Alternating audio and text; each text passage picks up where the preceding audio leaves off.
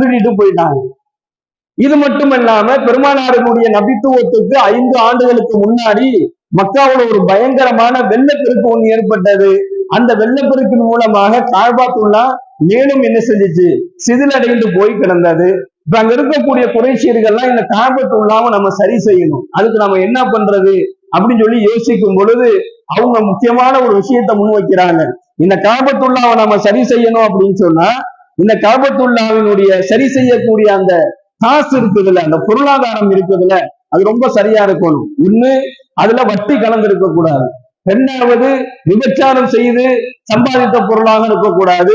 மூணாவது, திருடிய பொருளாக இருக்கக்கூடாது. இந்த 3 வகையிலும் இல்லாத வருமானம் சுத்தமானதாக ஹலாலானதாக இருக்கணும்.